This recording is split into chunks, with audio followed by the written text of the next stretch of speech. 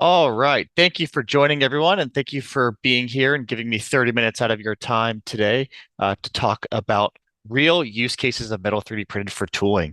Kind of the goal of this next 30 minutes is to go through as many examples as I can, showcasing how people are utilizing metal 3D printing for tooling and specifically mold tooling. Have a bunch of slides to show. I also have a bunch of parts with me here on my desk I'll be showing off throughout. Feel free to use that Q&A function to ask any questions you have at the end. I'll certainly take some questions, and you can always feel free to reach out to me afterwards as well. A quick agenda for today. We'll start by going through just a brief introduction to Mantle. We'll talk about a bunch of different case studies. That's where we're going to spend the most of our time today, talking about real world case studies with real data showing how people are implementing metal 3D printing for tooling. We'll talk about some conformal cooling applications, and then we'll wrap up with some Q&A. Lots to get through here, so thanks for spending some time with me. And again, feel free to use that Q&A feature throughout. I'm more than happy to answer any questions you have. So, just a quick introduction to Mantle. Our goal at Mantle, if you're not familiar with us already, is to automate your toolmaking processes. We do that by printing precision mold components with really unmatched accuracy, surface finish, and tool steel performance, getting much closer to a final product that has ever been seen before in metal 3D printing. By printing these parts, we're able to eliminate some of the very costly and time-consuming steps of traditional toolmaking processes like programming, rough milling, EDM, et cetera, which you're going to see today. We're going to talk a lot about how people are using metal 3D printing and Mantle specifically to eliminate those very, very time-consuming steps. How do we actually do this? We do this by printing parts that deliver precision, flexibility, and durability.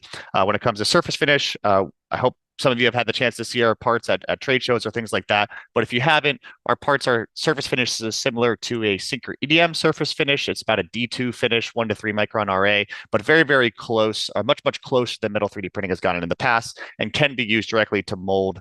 You get a kind of a matte finish or a Sync or EDM style finish.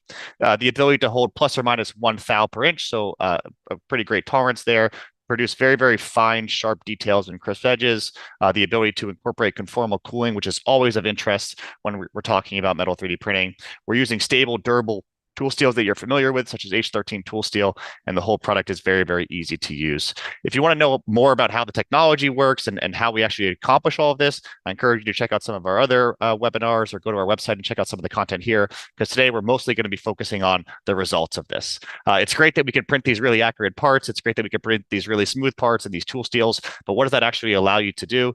It allows you to save costs, save time, produce better tools with conformal cooling, et cetera. And we'll talk actually more about each of these specific applications a little bit later.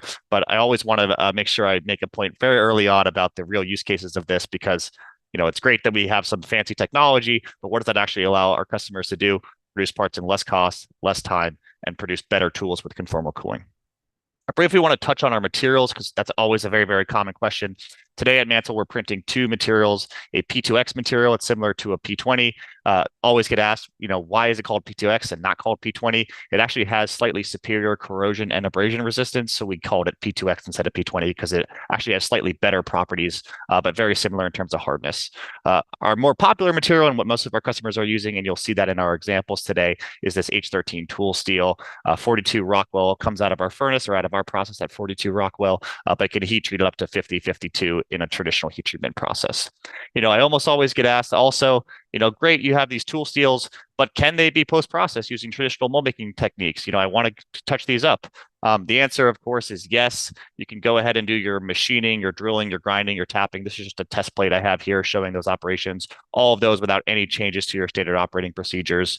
An example of that is, you can see here polishing to an A2 finish is totally achievable. So if you do need a better finish than what you can get right off the printer, you can go ahead and polish that using standard operating procedures. You can texture it, you can plate it, you can weld it. So all those standard operating procedures that you can do to traditional tool steels are fully compatible with Mantle. And then, from here on out, we're really just going to jump into case studies. And a good example of actually doing some finishing work to a Mantle printed insert is this example here from Fathom. One of their tool shops actually located in the Midwest, I believe in Illinois. You can see two different inserts that were printed here. I have one of the cavities with me here today on my desk. You can see it features a lot of these kind of small sort of rib components that you're seeing on this top image here. And on the next slide, I'll kind of show you how they managed to finish those because those features were actually outside of smaller than what was possible to be printed with Mantle at the time.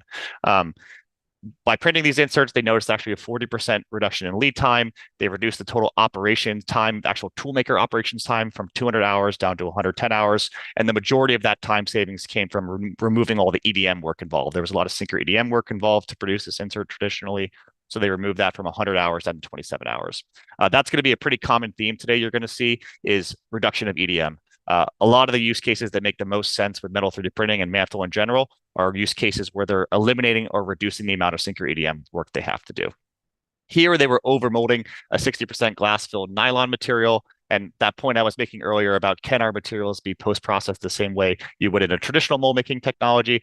Absolutely. You can see here on the left it as printed, and you can see some of those features, which I don't know how well they're coming across on the camera here, but you can see, sort of oversized some of those features. Then you can see they went in and did just a little bit of finish burning afterwards, a little bit of finish polishing, just to get that final features as well as that polish they needed for their overmolding part.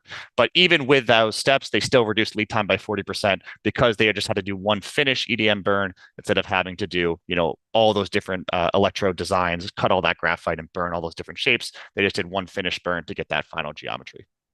The other question we're always getting is this steel as durable as the H13 I'm currently using? Is it as good as the tool steels that I'm using?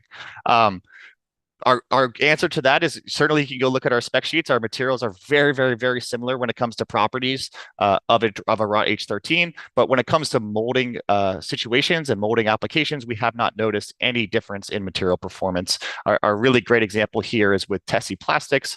It's this insert here that you're seeing on the screen, another great case study that I want to talk about.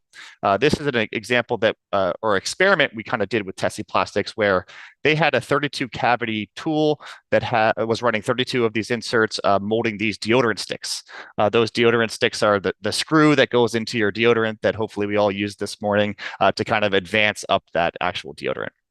So they took out 3 of the inserts out of that 32 cavity tool. They replaced one with a Mantle printed H13, one with a Mantle printed P2X material, and one with a machined S7 part. After 1.65 million cycles, which is probably a higher number now, and I think over 2 years, those inserts are still running. It was just a polypropylene, so a commodity resin, not overly abrasive, but still it had some S7 slides along the top of this that were shutting off, which, that was where they were concerned about the wear. And they saw no unexpected wear on these Mantle printed inserts after over 1.65 million cycles.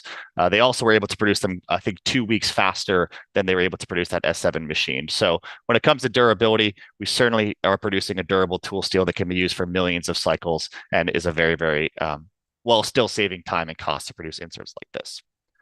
A couple of examples from the medical device field. We have seen a lot of interest in the medical device OEMs, the large medical device OEMs, mostly around accelerating product development, trying to bring products to market faster. Unfortunately, we can't disclose who our customers are, but we do have a couple of examples from them. This is a great example of an insert here. This again, you can see some of those deep kind of ribbed features in here producing this component you're seeing on the right. Parts here needed to be molded in both acetal and radial, so they weren't able to use an aluminum tool during the prototyping stage. The radial was being molded at 30,000 PSI, 680 degrees Fahrenheit, and the mold was actually being heated to 320 as well. The acetal, they had some issues with corrosive gas that was being emitted during molding. So all of those things kind of led to them needing to be used a steel tool during this prototyping stage. Here they were actually using that P2X material, the P20 equivalent. They printed both of those inserts you're seeing on the right in about 62 hours, so a little less than 3 days. They went into the furnace for about a day and a half. And then after they came out, they did 24 hours of finishing to them. That required adding the ejector pins, tapping those mounting holes, and just grinding the outside top and bottom to fit into the mold base. They did leave all that feature detail as printed, so all those kind of ribs and deep, kind of teeth that you're seeing there, that was all left as printed right off the printer. So in total, they were able to produce both those inserts, tool steel in tool steel in just 8 calendar days. So 120 hours of fabrication. Of course, a lot of that is just setting up the printer and letting it run in the background, but 24 hours of actual active toolmaker time to produce these inserts. So that resulted in a reduction of lead time for them. If they traditionally would have outsourced these tools 7 weeks down to just 8 days. The total amount of active work on these tools from 148 hours of time they estimated down to just 24 hours of toolmaker time. It was a 50% cost reduction as well. all of the inserts were within 1 thou as printed, so they didn't have to do any finishing to that feature detail because that was all within tolerance for them. All the molding surfaces were left as printed with that kind of matte D2 finish, and then the parts passed all the visual and dimensional tests that they needed to do to fix this or to ensure that these parts were adequate for the application. You could see just how they actually were able to reduce that active tool making time. You can see across the top, very similar theme that we're going to see today quite a lot. This need for extensive Synchro EDM to produce this insert because of these deep kind of detailed features, their ability to remove all that Synchro EDM process, all that Synchro EDM time, and simply just print the inserts. That 24 hours that you're seeing of finishing time was just that wiring of the ejector pins and grinding to fit and tapping of those holes. So 7 weeks down to just 8 days, which allowed them to dramatically accelerate their time to market for producing a medical device component.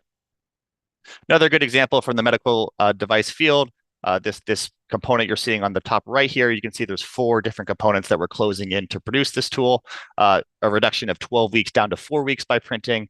They estimated or they quoted out $63,000 to produce these inserts traditionally. With Mantle, it was about $21,000. Again, these inserts were within 1 thou as printed, so they didn't have to do any additional finishing to the feature detail.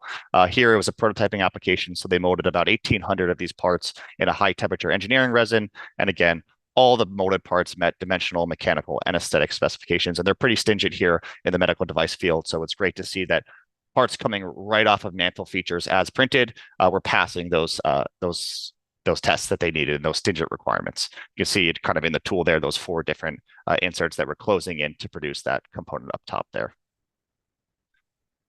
Another great example from Hypertherm, not a medical device company, but a similar an OEM looking to accelerate product development.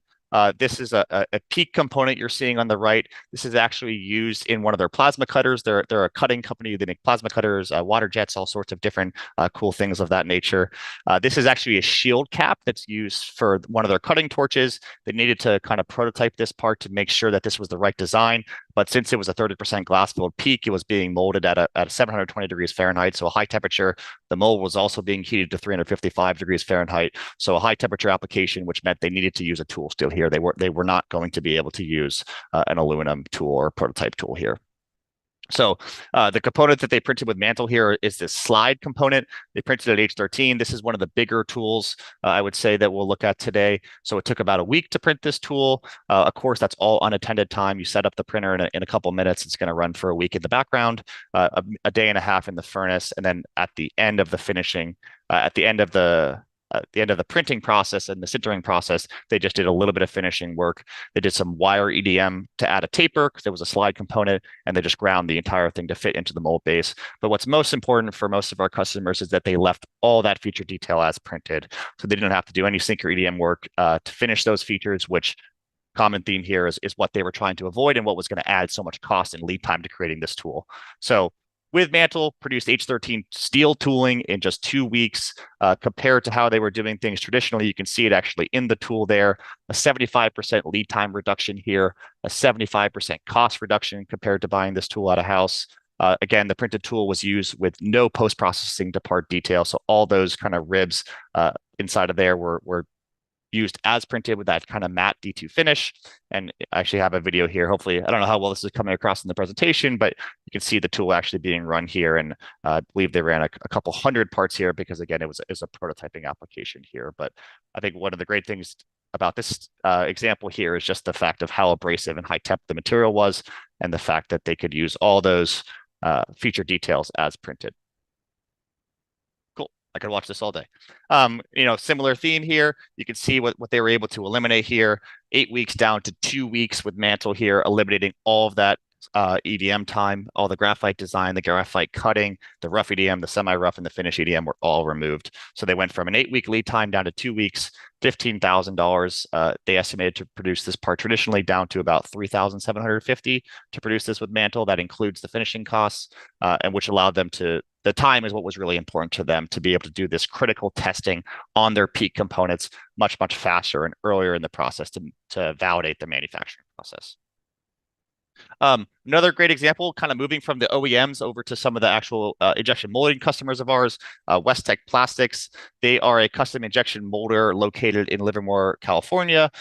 They recently just actually put one of our machines on their floor, which they're a great customer of ours because they're actually right down the street from us in California.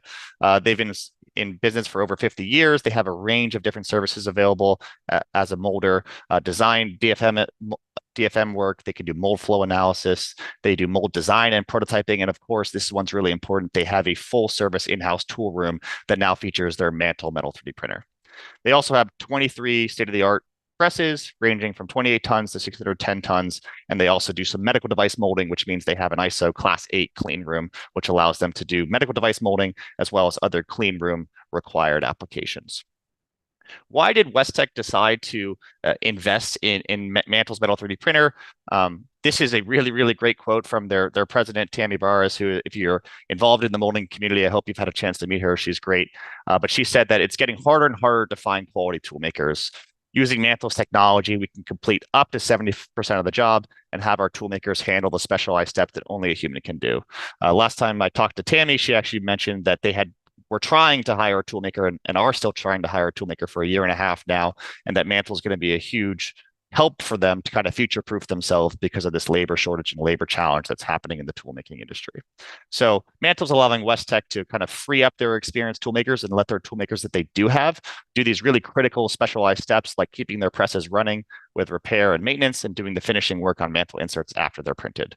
Ultimately, Mantle is going to allow or does allow Westech to produce production-ready cavities and cores in just days, as opposed to 10 to 12 weeks that they were usually waiting when they had to outsource these tools, as well as to reduce costs. A couple of case studies from Westech. The first one is this medical device component. I have one of the cavities with me here.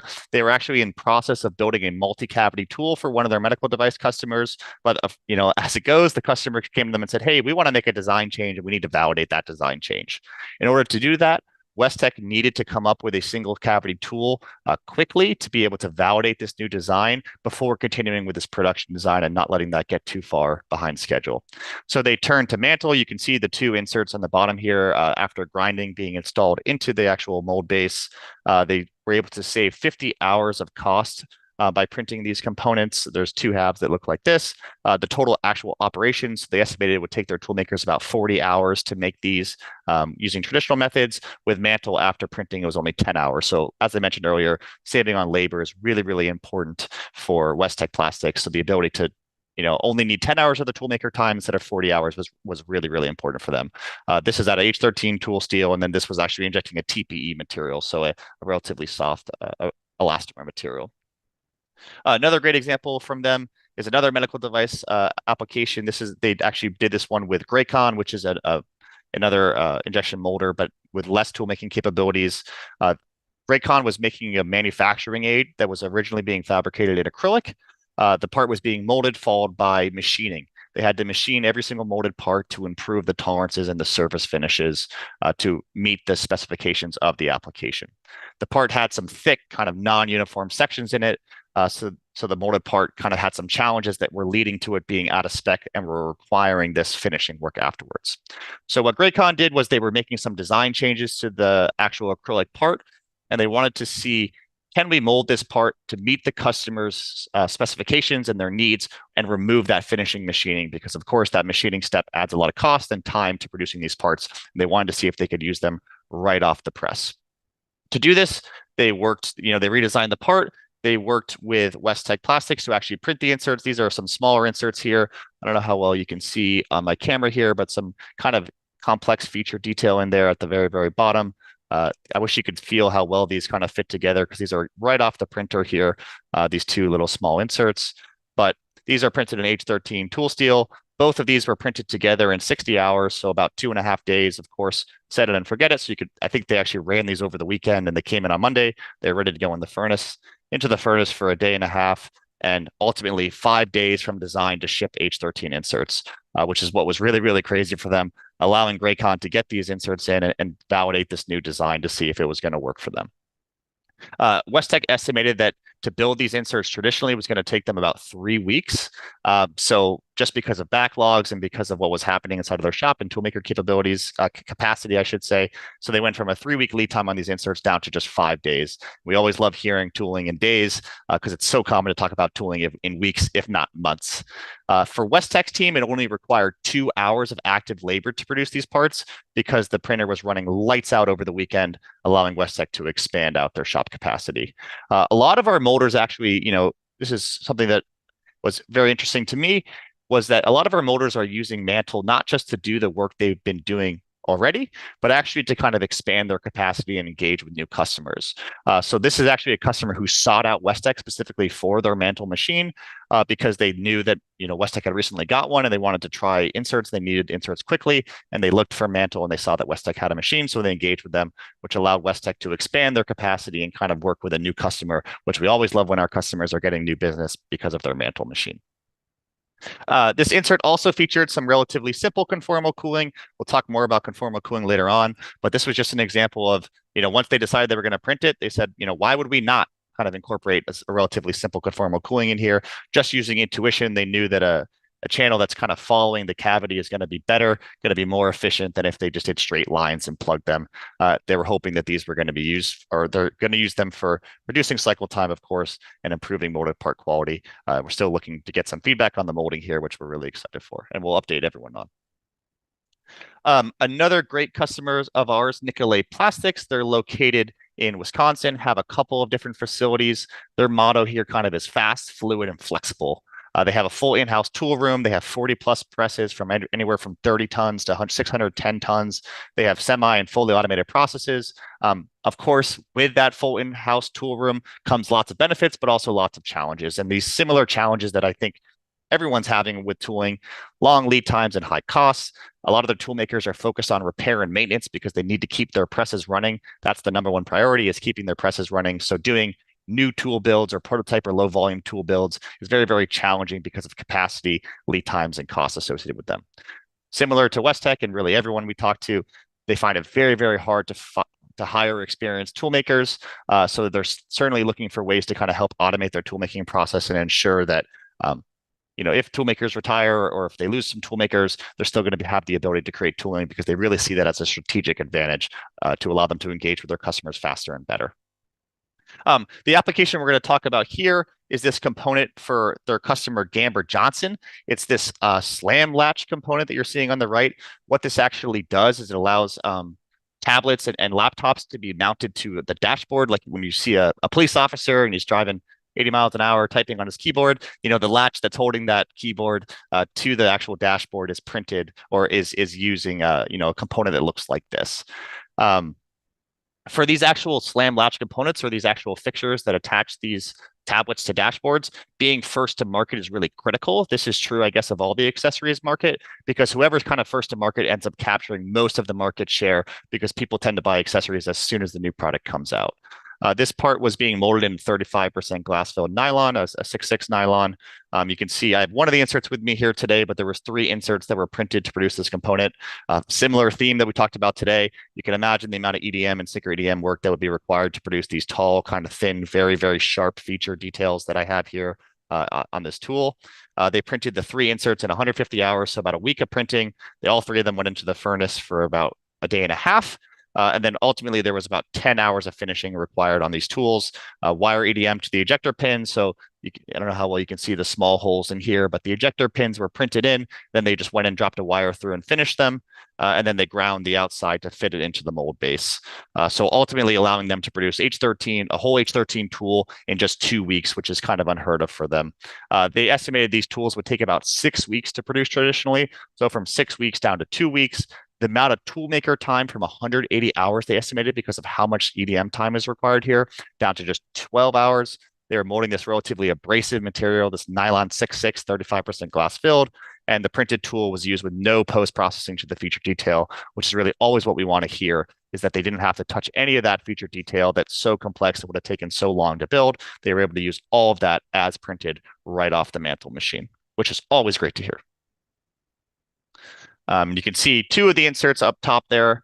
So those are two of the three. The third insert you can see on that bottom right there, actually inside of one of the inserts. That was an insert that was added in for venting purposes. So they dropped that insert actually inside of one of the other inserts, but all three of those were printed together at the same time.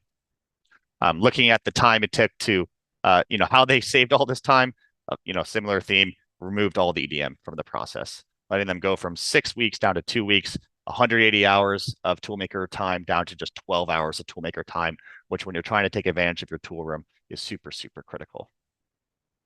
I want to jump into just a couple more examples. My goal here was to show as many examples and really inspire people and show how people are doing this today. So I have just a couple quick examples that are not as thorough case studies, but some great case studies nonetheless. This is a consumer appliance component. That's all, unfortunately, we're allowed to say about it. It's a relatively small component. Unfortunately, I don't have it with me here today. They saved 70% lead time on this tool, 65% cost. They met all product specs and dimensional tolerances and surface finish without doing any post-processing to this tool, which is pretty incredible. And they molded over 200,000 parts on this tool with no signs of wear, which is always great to hear. Using Mantle tools as printed for high volume applications, we love to hear. Another example from Togus, these are some barb fittings used for a fluid application, core end cavities printed here. All those threads were actually printed and left as is. You can see this was an experiment that Togus was doing. You can see the insert in the bottom right here. They just ground the top, bottom, and sides and finished those ejector pins and the gating. They left all those kind of threads and barb components as printed, which again, great to remove all that EDM time. They save 50% on producing this and $1,200 per insert, which is actually quite significant. I don't know how much they estimated it was going to cost traditionally, but $1,200 was a pretty significant savings to produce these inserts here. Another great example from our customer, Westminster Tool, they were actually working with Express 7 to produce this insert. This is actually a genericized version of the insert just because the insert was confidential, unfortunately. But they reduced lead time by 2 weeks on this insert. The original version actually had quite a bit more deep ribs than the one that you're seeing on the screen here. But again, largest time savings came from elimination of over 30 hours of sync EDM time.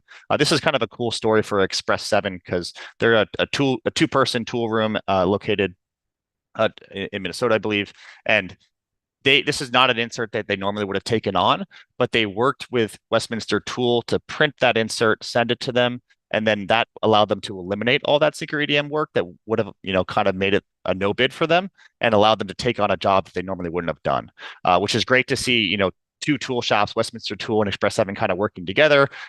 Westminster Tool doing the printing for them, Express 7 doing the little bit of finishing work to finish this tool to allow Express 7 to kind of take on some more business that they normally wouldn't because of how much EDM was required. And like always, great to see them reducing lead time by 2 weeks here on this printed insert. And this does actually feature a little conformal cooling channel as well, which again, they kind of just dropped in there because why not? They knew that was going to be better than using straight lines, and they didn't want to have to drill and plug all these straight channels. So now they only have to finish 2 of the channels. Couple minutes left here to wrap up. Just want to briefly talk about conformal cooling. Conformal cooling with Mantle is a little bit different than conformal cooling with other metal 3D printing technologies. As we've seen today, Mantle allows you to reduce cost and lead time on tools even without conformal cooling. So conformal cooling kind of comes without a time or cost penalty. Traditionally, if you wanted to do conformal cooling, that was usually the only way you could justify using metal 3D printing because it's going to add a lot of cost and lead time to the tool. So, if you were using conformal cooling, it really, really had to be justified. With Mantle, not the case because you're already saving time and cost just by printing. So adding that conformal cooling is kind of just a no-brainer. If you're not familiar with conformal cooling, it's these kind of complex cooling channels that can't be built with traditional straight drilling and tapping operations. Allows you to do much, much faster cooling times, which allows you to increase your press capacity. By producing parts faster, you're lowering your part costs and even potentially reducing the tool cavitation because the cycle times are going down. You increase your part quality as well because you're getting more controlled shrinkage and just really a more controlled insert temperature, which allows you to more closely monitor your process and control your process to end up just getting better parts out of the process. That same kind of example here, they're able to reduce cycle time by 25% on this component. Also by printing, they reduced 25% of the manufacturing hours versus traditional because the machine was kind of working in the background and this entire insert was accurate within 2 thou. And again, you can see all that feature detail was left as printed. That's actually a good example of kind of a matte finish part that you get right off the Mantle surface finish. Another great example, Westminster Tool is a great partner of ours. They were working with PepsiCo on this actual blow mold that was used for blow molding of a bottle. 9 days from design of this blow mold to completion, which is really, really fast for both Westminster Tool and for Pepsi in an H13 tool still here. They incorporated that conformal cooling channel in the bottom there to remove some heat blushing they were seeing on the bottle and also lengthen the life of the tool, allowing it to last through 10,000 plus development shots.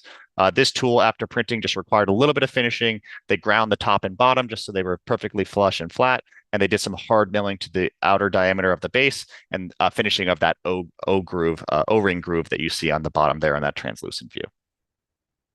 Another cool example here. This is actually not an insert. It's the first kind of not insert we've seen today, but a lifter head component that was done with DME. This is a really good example of thinking about where you can get conformal into these big tools. I commonly talk to people in automotive and they're thinking about, I want to print my insert for my bumper.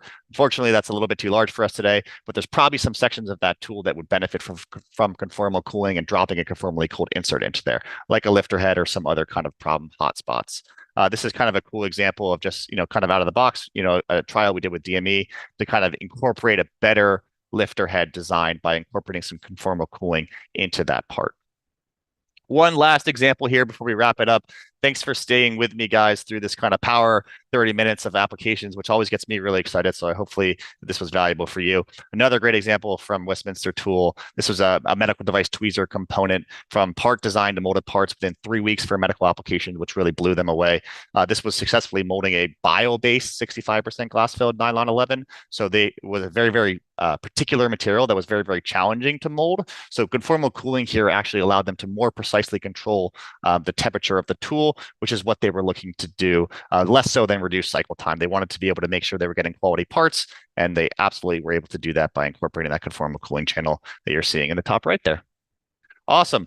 Thank you so much. Feel free to throw any questions in the Q&A if you have them. I'm going to go ahead and send everyone a copy of the slides and the recording, so you'll definitely have that. If you want to evaluate Mantle for your shop, I encourage you to reach out to me, book a meeting. We can certainly do some similar printability assessment of your tools, let you know, can you print this? Should you print this? How much would it cost? How long would it take, etc. We can actually do some sample prints for you as well to see if this is a good fit, to let you try this stuff out. I'd love to chat with you about your applications in your tool rooms to get a better understanding of if Mantle could add value.